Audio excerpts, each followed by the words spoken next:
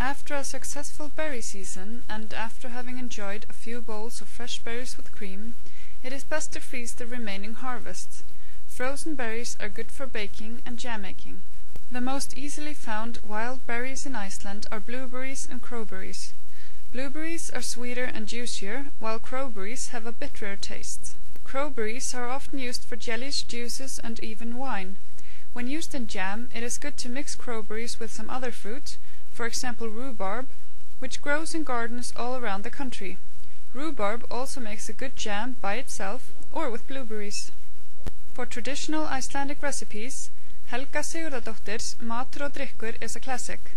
However, old recipe books usually state that for every kilo of berries, a kilo of sugar should be added, which is a little over the top according to modern standards.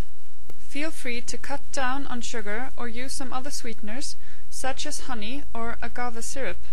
If you prefer sugar, consider using raw sugar instead of the regular kind. Also experiment with other flavors. Blueberry jam with cinnamon and vanilla is excellent, and rhubarb can be used for various chutneys, for example with chili. Jam making is really simple. Pour berries, fresh or frozen, into a casserole at medium heat. Stir regularly. Once the berries have started defrosting, add sugar or other sweeteners. For these recipes I've used 1 deciliter agave syrup, but I prefer jams to be sour, so that it's probably insufficient to most. Bring to boil, lower the heat, and continue to stir regularly. Old recipe books usually state that the jam should boil for hours, especially in the case of rhubarb jam. Both the time of boiling and the high amount of sugar used to be necessary for preservation purposes. However, I limit the boiling time to 30 to 60 minutes, or until the content starts to look like jam. Blueberries, especially if they're frozen, usually need longer to thicken than rhubarb. Heat the oven to 150 degrees and put clean jars and lids into the oven and leave them there until the jam is ready. Once the jam is ready, pour it into the jars while both the jam and the jars are hot, and screw the lids on tightly. Carefully though, this is to prevent mildew.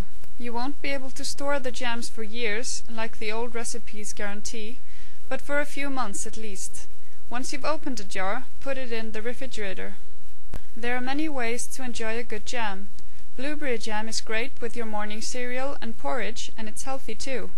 You could also use it for baking, as a bread topping, or to complement good cheeses. Rhubarb jam is often used with meat dishes, like meatballs or the Sunday roast.